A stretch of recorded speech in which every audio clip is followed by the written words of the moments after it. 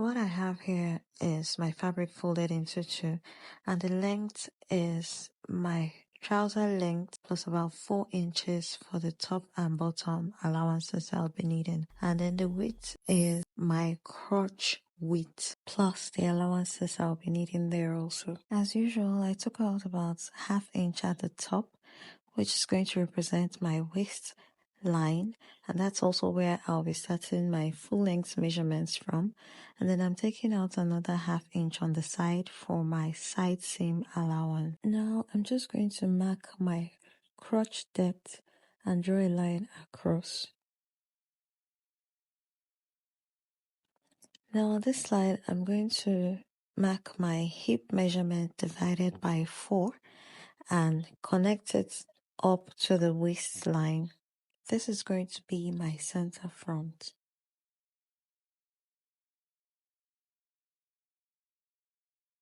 And then on the crotch line, I added 1.5 inch from that, my hip measurement for the crotch width extension. My waistline, I'll go in by ½ inch, draw a curve by the crotch depth, and then connect that curve to that ½ inch that I just took in. I'm not using front darts for this trouser, so I just put in my exact waist measurement divided by 4, and then on the side seam I marked 5 inches down and connected my waistline to the 5 inches I just marked. Then on the center front I went down by another 0.5 inch and connected it back to the side front. Now I'm just going to mark the full length of my trousers, and then I'll mark the width of the trouser legs. It's a wide leg pants, so I'm going to take out just 1 inch from both sides of this measurement I have here, and then I'll mark the bottom hem and cut that out. I'm just going to speed up the video a little bit.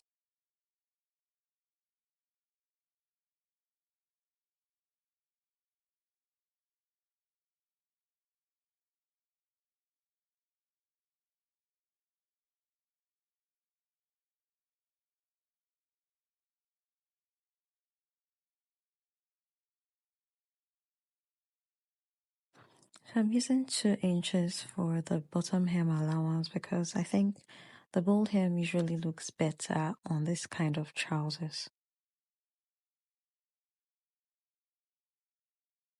I'm just mimicking how I would fold the bottom hem, and I'll keep it in that position before I cut the entire trouser length.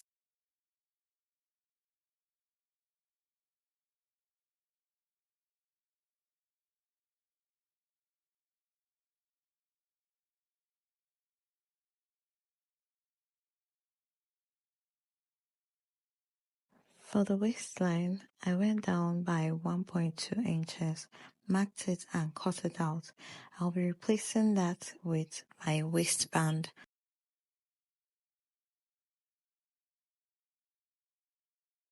That's basically it for the front piece. Just like the front, for the back piece, I have my fabric folded into 2 already, and I'll be taking out about 1 inch for the back and marking that to represent my waistline. Now I took out 1 inch because the back has a back rise. Now I'm marking my side seam, ½ inch allowance. Next is my crotch depth, and it's the same measurement as the front, which is 11.5 inches. I'll draw a line across again, put down my hip measurement divided by 4, just like I did at the front, and connect that to the waistline.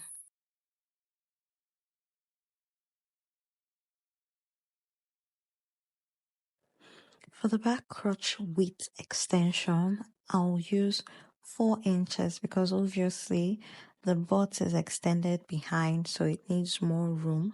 And then I connected that with a curve also, just like I did for the front. If you notice, it's about 4 inches high from that bottom. And then I went in again at the waistline by 0.5 inches and connected that curve onto the waistline. Now on that waistline, I went up by 0.5 inches. That's the back rise I was talking about. Now for the back waist, I'll be using my waist measurement divided by 4 plus 1 inch for dart allowance. Once again, I'll go down by 5 inches on the side seam and connect it onto the waist with a curve. Then I'll draw my new waistline, which is from the back rise to the side seam. The next steps are going to be the same as what I did with my front pattern, which is marking out my full length, my trouser length, and then on the bottom hem, I'm going to mark my trouser width. I'll take out 1 inch from both sides of the entire crotch width I have, and then I'll mark my bottom hem allowance and cut out the excess fabric I have.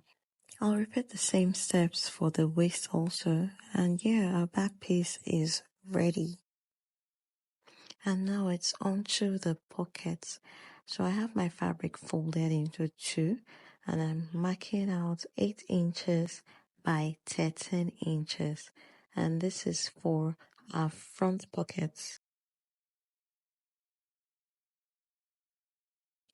After cutting it out, I'm just going to separate them, then place the front pattern on top of it neatly, and then cut out the shape. The pocket is going to be sewn on top of the trouser. That's why I'm not cutting a second pocket piece. It's going to be an external pocket.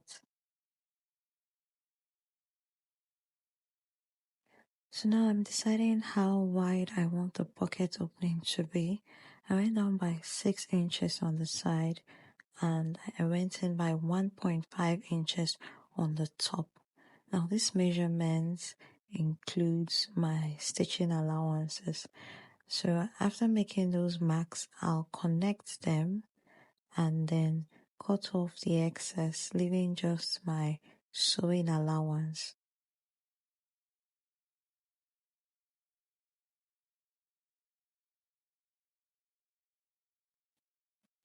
For the side pieces, again my fabric is folded into 2, and I'll be using 8 inches by 9 inches for the pocket pieces.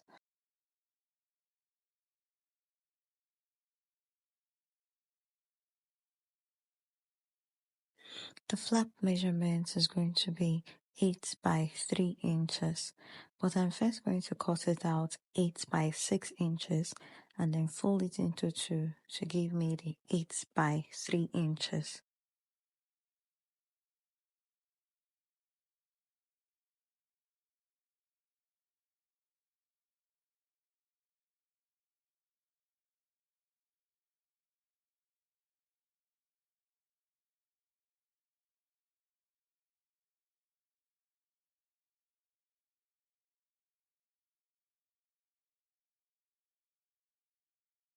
The last piece I'm going to cut out is the waistband. Remember, I removed 1.2 inches from the crotch depth of my trouser. Now I'm going to cut out what I'll use for the waistband. I think I decided to use 1.5 inches for the waistband, and then I added my sewing allowance to that measurement. In my next video, I'll be showing you the step-by-step process of how I put this beautiful cargo pants together. Please encourage me by giving this video a like. Drop your comments, observations, or questions if you have any. And then subscribe to my channel and turn on the notification bell so you can get notified when I post new videos. Thank you.